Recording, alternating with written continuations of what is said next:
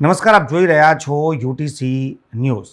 પાર્થ બ્રહ્મભટ્ટને વડોદરાના મ્યુનિસિપલ કમિશનરે સસ્પેન્ડ કરી દીધા છે। પાર્થ બ્રહ્મભટ્ટ જેઓ પોતાના કામથી નહીં પરંતુ વિવાદથી ખૂબ જ ચર્ચામાં રહ્યા છે, એ જ પાર્થ બ્રહ્મભટ્ટ પર રાવપુરા પોલીસ સ્ટેશનમાં ફરિયાદ લખવામાં આવી છે અને આ ફરિયાદ પણ ફાયર વિભાગના એક સૈનિક દ્વારા લખાવવામાં આવી છે। પાર્થ બ્રહ્મભટ્ટ પર ગંભીર આરોપ લગાવવામાં આવ્યા છે કે તેને નશાની હાલતમાં ફાયરના જ એક સૈનિકને માર માર્યો છે। આ બે જે ફરિયાદી છે તેમને પણ સસ્પેન્ડ કરવામાં આવ્યા છે અને પાર્થ બ્રહ્મભટ્ટ જેમની પાસે ચીફ ફાયર ઓફિસરનો ચાર્જ હતો તેને પણ સસ્પેન્ડ કરવામાં આવ્યા છે। શિસ્તના ભંગ બદલ આ ફાયર બ્રિગેડને લઈને વડોદરાના મ્યુનિસિપલ કમિશનર દિલીપ રાણાએ મોટું પગલું ભર્યું છે। દિલીપ રાણાને આ પાર્થ બ્રહ્મભટ્ટ વિરુદ્ધ અગાઉ પણ અનેક ફરિયાદો મળી ચૂકી છે। વડોદરાના ધારાસભ્યો, વરિષ્ઠ ધારાસભ્યોએ પણ પાર્થ બ્રહ્મભટ્ટનો વિરોધ કર્યો હતો, તેની કામગીરી પર સવાલ ઉઠાવ્યા હતા અને તે ફોન નથી ઉપાડતા તેવા પણ આરોપ લગાવ્યા હતા। પરંતુ ત્યારબાદ પણ પાર્થ બ્રહ્મભટ્ટ પર કોઈ પણ પ્રકારની કાર્યવાહી ના થઈ, પરંતુ આજે પાર્થ બ્રહ્મભટ્ટને સસ્પેન્ડ કરી દેવામાં આવ્યો છે। મ્યુનિસિપલ કમિશનર દિલીપ રાણાએ મોટો નિર્ણય કર્યો છે।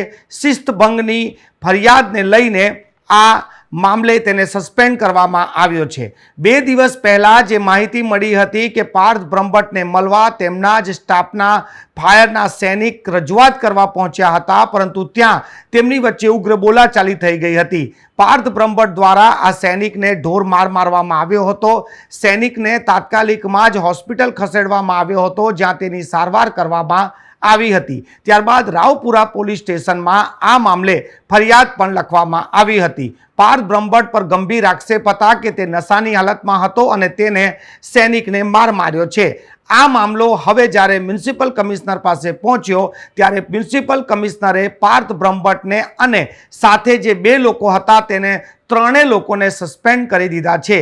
હાલ જે સમાચાર મળી રહ્યા છે કે નિકુંજ આઝાદને હવે ચીફ ફાયર ઓફિસરનો ચાર્જ આપી દેવામાં આવ્યો છે। વડોદરામાં હવે ચીફ ફાયર ઓફિસર તરીકે નવો ચાર્જ નિકુંજ આઝાદને આપવામાં આવ્યો છે અને પાર્થ બ્રહ્મભટ્ટને સસ્પેન્ડ કરવામાં આવ્યો છે।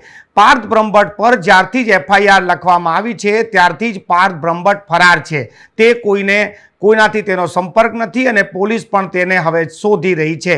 પાર્થ બ્રહ્મભટ્ટને લઈને વડોદરામાં આ સૌથી મોટા સમાચાર છે।